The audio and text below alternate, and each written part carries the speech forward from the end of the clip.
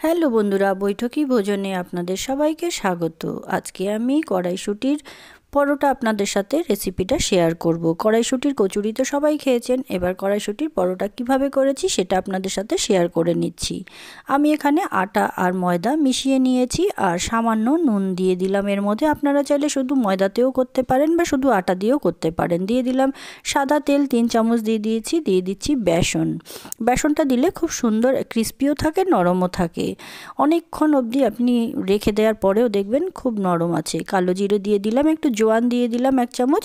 সবগুলোকে মিশিয়ে নেব খুব ভালো করে। প্রথমে সবগুলোর সাথে মিশিয়ে নিতে হবে, তারপরে ময়াম দিয়ে নেব। যেভাবে আমরা লুচিতে করি সেইভাবে করে দিয়ে নিতে হবে। তারপর এখানে উষ্ণ জল দিয়ে আমি আটাটা মেখে নিচ্ছি। একটা ডো তৈরি করব, যার জন্যই আমরা যেভাবে পরোটা করি সেইভাবেই মেখে নেব। এই রেসিপিটা খুব একটা সমস্যা নেই, সবাই করতে পারবে। আর এখানে আমার দেখুন অনেকটা মাখা হয়ে গেছে, আমি একটু নরম করে মেখেছি। আর এখানে মাখা হয়ে গেছে, ওপর দিয়ে আমি ঘি দিয়ে দিলাম 1 চামচ। আর ঘিটা দিয়ে খুব ভালো করে মাখিয়ে নেব। এরপর সবটা ঘিটার পুরো ডোটার মধ্যে মাখিয়ে দিচ্ছি যাতে একটু বেশ নরম থাকে। আর আমি ঢাকা দিয়ে রেখে দেব 15 মিনিট মতন। আমি ঢাকা দিয়ে রেখে দিয়ে এইদিকে পুরটাকে রেডি করে নিচ্ছি। তার জন্য মিক্সিং বলে দিয়ে দিয়েছি কড়াইশুঁটি। আমি এখানে 1 বাটি কড়াইশুঁটি নিয়েছি। আর দিয়ে দিলাম রসুন, আর সঙ্গে আদাও দিয়ে দিয়েছি কয়েক টুকরো। আর দিয়ে দিলাম এখানে কাঁচা লঙ্কা। সবগুলোকে আমি একসঙ্গে পেস্ট করে নেব। আর একটুখানি জল দিয়ে দিয়েছি, দিয়ে আমি পেস্ট করব, কারণ যেন শক্ত না থাকে, তা না হলে পরোটা বেলতে গেলে অনেক সময় ফেটে যেতে পারে। আমার পেস্ট করা হয়ে গেছে। এখানে কড়াইতে আমি রিফাইন তেল দিয়ে নিলাম, দিয়ে দিচ্ছি সামান্য গোটা জিরে। তারপর এখানে দিয়ে দেবো একটু কালি জিরে, আর দিয়ে দিচ্ছি হিং ফোড়নে দিয়ে দিলাম। দেওয়ার পর খুব ভালো করে যখন এটা একটু লাল হয়ে আসবে, একটু নাড়াচাড়া করে দেব। এই সময় এখানে দিয়ে দেব সেই পেস্টটা যেটা করেছি, কড়াইশুঁটির পেস্টটা এর মধ্যে অ্যাড করে দেব। আর একটু লো ফ্লেমে করে করতে হবে, তা না হলে সবগুলোই পুড়ে যাবে। যেভাবে আমরা লুচির পুরটা করি ঠিক একইভাবে আমরা এই কড়াইশুঁটির পেস্টটাকেও ভেজে নেব। আমি এখানে রসুন ব্যবহার করেছি, আপনারা চাইলে যদি নিরামিষ করতে চান তাহলে রসুনটা স্কিপ করে গেলেই হবে। আর এখানে দেখুন অনেকটাই ভাজা হয়ে এসছে। দিয়ে দিচ্ছি নুন পরিমাণ মতন এখানে, আর সামান্য চিনিও আমি অ্যাড করে দেব।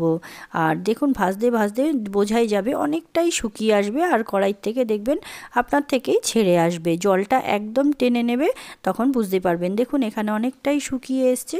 আমি এখানে চিনিটাও অ্যাড করে দিলাম।